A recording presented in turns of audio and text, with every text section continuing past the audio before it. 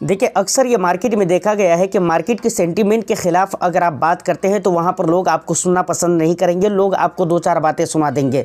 मैं ये कहना चाह रहा हूँ कि मार्केट का सेंटीमेंट देखिए, मार्केट में जैसे अभी फॉर एग्जांपल अभी मान लीजिए अभी प्रेजेंट की अगर हम बात करें तो अभी आप देखें तो 2 महीना, सवा 2 महीने या 2.5 महीने से मार्केट का रेशियो इतना अच्छा नहीं चल रहा है, मार्केट की हालतें इतनी अच्छी नहीं है, पूरी तरह से चारों तरफ नेगेटिविटी फैली हुई है। अब ऐसे में कुछ भी पॉजिटिव न्यूज़ भी निकल कर आता है तो लोग उसे सुनना नहीं चाहते हैं, उल्टा आपको सुना देंगे। जो लोग इस तरह की बात करेंगे उसको लोग सुना देंगे, अगर कोई पॉजिटिव बात भी करते हैं तो उनको भाई करने नहीं देते, उल्टा उनको सुना देते। देखिए मैं सब लोगों की बात नहीं कर रहा हूँ, लेकिन अक्सर लोग ऐसे हो जाते हैं।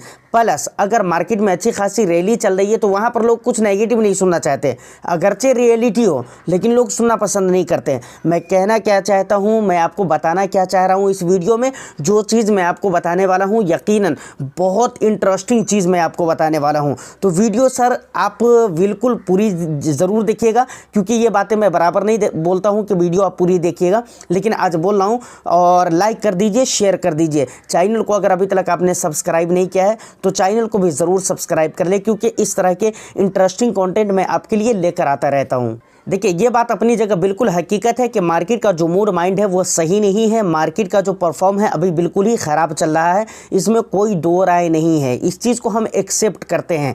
लेकिन उसके बाद भी स्टॉक मार्केट के लिए अलग अलग सेक्टर, अलग अलग इंडेक्स के लिए बहुत बुरा रहा, लेकिन उसके बावजूद भी अगर आप इन चीज़ों को इनफ्लोज के अकॉर्डिंग, किसके अकॉर्डिंग, इनफ्लोज के अकॉर्डिंग अगर देखें आप म्यूचुअल फंड इंडस्ट्री को, तो ये ग्रो करता हुआ नज़र आ रहा है। म्यूचुअल फंड इंडस्ट्री को अगर आप देखें इन्फ्लोज के हिसाब से तो ग्रो करता हुआ नज़र आ रहा है। देखिए जहां पर एफआईआईज की ज़्यादातर सेलिंग हो रही थी वहां पर डीआईआईज की ज़्यादातर खरीदारी हो रही थी। और उससे भी बड़ी बात मैं आपको एक आंकड़ा बताता हूं। देखिए एसआईपी के जो अक्टूबर महीने में जो एसआईपी के नंबर रहे हैं 25,323 करोड़ के नंबर रहे हैं। पिछले 1 ईयर में अगर देखें, पिछले सितंबर या अक्टूबर वगैरह से आप कंपेयर करके देखें तो ये लगभग 48% ज़्यादा है। कितना परसेंट? 48% ज़्यादा है। मतलब यहाँ पर मैं आपको ये समझाना चाह रहा हूँ कि आज की डेट में इंडिया के अंदर बहुत सारे निवेशक हैं जो एजुकेटेड हो चुके हैं, जो वेल एजुकेटेड हैं और अच्छे समझदार हैं। उनको मालूम हो चुका है कि भाई अगर मार्केट में गिरावट हो रही है, जबकि आप सोचे अक्टूबर मंथ में कितनी भयानक वाली गिरावट हुई है, उसके बावजूद भी इस तरह का इन्फ्लोज आया है।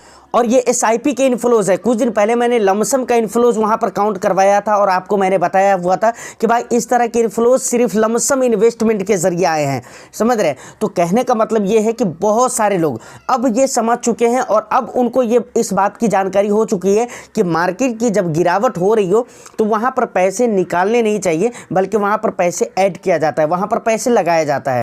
एक और उससे भी बड़ी बात है जो कि आपको समझना चाहिए। देखिए आप याद कीजिए आज से 3 महीने पहले, ठीक 3 महीने पहले जब मार्केट में अच्छी खासी रैली चल रही थी, उस टाइम पे अगर किसी बंदे को बोला जाता था कि भाई आज तुम जो है फ्लेक्सी कैप में इसके अलावा इस तरह के जो फंड्स हैं ऐसी जगहों पे निवेश करो, मतलब स्मॉल कैप और मिड कैप को छोड़कर अगर उन्हें बताया जाता था कि भाई इन इन जगहों पर इस कैटेगरी के फंड्स में निवेश करो, तो वो सुनने के लिए बिल्कुल तैयार नहीं थे। लेकिन मार्केट की गिरावट ने यह साबित कर दिया है कि भाई इस तरह के जो फंड होते हैं, किस तरह के फंड होते हैं अभी मैं आपको बताने वाला हूं, वो बिल्कुल सहारा बनते हैं और मार्केट के बुरे टाइम में आपका साथ देते हैं। जो कि मैं बहुत दिन पहले से कहता था कि आपको कुछ फंड अपने रिटर्न्स के लिए ही नहीं बल्कि बुरे वक्तों में, मार्केट के बुरे सिचुएशन में आपका साथ दे, इसलिए आपकी पोर्टफोलियो को स्टेबल रखे, इसलिए आपको अपनी पोर्टफोलियो में उस फंड को रखना चाहिए। अब यहां पर जो आंकड़े मैं आपके सामने रखने वाला हूं ना, जो डेटा मैं आपके सामने रखने वाला हूं, उसको समझकर आप शॉक्ड हो जाएंगे उसको सुनकर।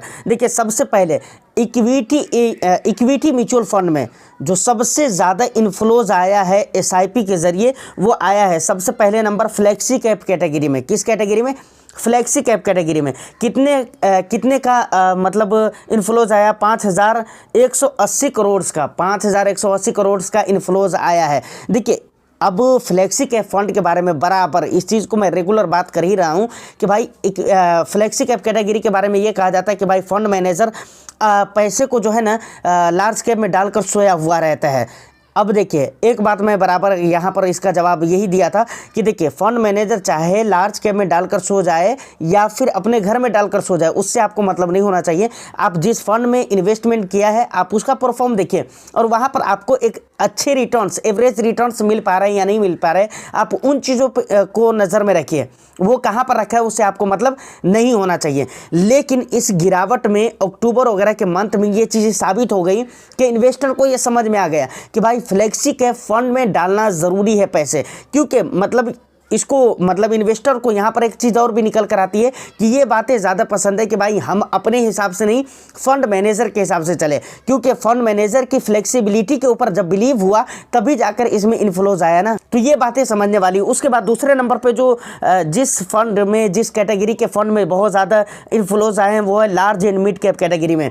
मैं शुरू में जब बोलता था लार्ज कैप अपनी पोर्टफोलियो में रखिए, लार्ज एंड मिड कैप रखिए, मैं खुद नहीं रखता हूँ, सही बताऊँ तो मैं खुद नहीं रखता हूँ। लेकिन मैं नहीं रखता हूँ इसका ये मतलब नहीं कि मेरा रिस्क प्रोफाइल और आपका रिस्क प्रोफाइल एक जैसा हो ही नहीं सकता है। आपके लिए वो चीज़ हो सकता है मुनासिब, वो आपके लिए हो सकता है कि रखना ज़रूरी हो, मेरे लिए रखना ज़रूरी नहीं है मेरा रिस्क प्रोफाइल इस हिसाब किताब से।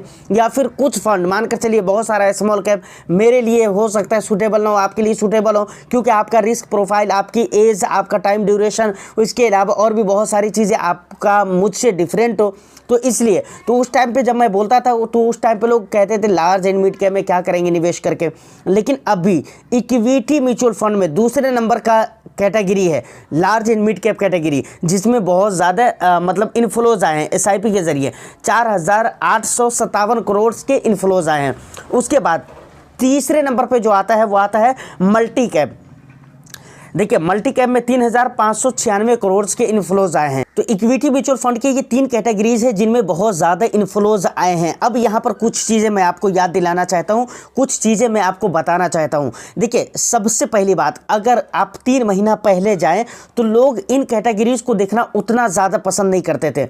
लार्ज एंड मिड कैप को तो ख़ास तौर से देखना नहीं चाहते थे। फ्लेक्सी कैप और मल्टी कैप का तो कुछ हाल ठीक भी था, लोग उस टाइम पे भी निवेश करते थे, लेकिन लार्ज एंड मिड कैप की तरफ लोगों का ध्यान बिल्कुल नहीं था। लेकिन इस गिरावट की वजह से लोगों का ध्यान large and mid cap category के फंड की तरफ आया है।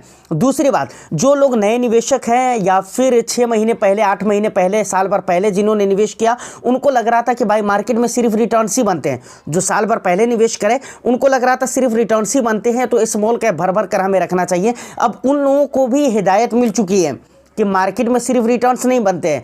जब मार्केट में रिटर्न्स बनते हैं तो बिल्कुल छप्पर फाड़ कर बनते हैं, और जब जाता है ना तो फिर वहाँ पर दिल दिमाग सारी चीज़ें तोड़ कर जाता है। समझ रहे हैं ना, ये चीज़ें उन लोगों को समझ में आ गया, और मार्केट कैसे रिएक्ट करता है ये बातें भी उनको समझ में आ गई है। तो फाइनली मैं आपको ये कहना चाह रहा हूँ कि देखिए अपनी पोर्टफोलियो को कभी भी आप जब क्रिएट करते हैं या अपनी पोर्टफोलियो के लिए फंड वगैरह ऐड करते हैं तो वहाँ पर इस बात का बहुत ख्याल रखें कि भाई हमारी पोर्टफोलियो डाइवर्सिफाइड हो रही है या नहीं हो रही है। अब बहुत सारे लोग डाइवर्सिफिकेशन के चक्कर में बहुत ज़्यादा ज़रूरत से ज़्यादा फंड ऐड कर लेते हैं, वो भी आपको नहीं होना चाहिए, क्योंकि वहाँ पर अगर आप बहुत ज़्यादा फंड ऐड करते हैं तो वो आपके रिटर्न्स को या तो कम करती है या फिर एवरेज करती है। इस बात को आप नोट कर लीजिएगा और कैलकुलेट करके आप देख सकते हैं, समझ रहे हैं। लेकिन फिलहाल की ये जो आंकड़े मैंने आपको बताया है, इसके अलावा और भी बहुत सारी जानकारियाँ है, बहुत सारे डेटा है, हो सकता है मैं उसके ऊपर एक डेडिकेटेड वीडियो लेकर आऊँ mutual fund, Indian mutual fund के ऊपर। समझ रहे हैं, इंडियन म्यूचुअल फंड आज से 10 साल पहले कैसा था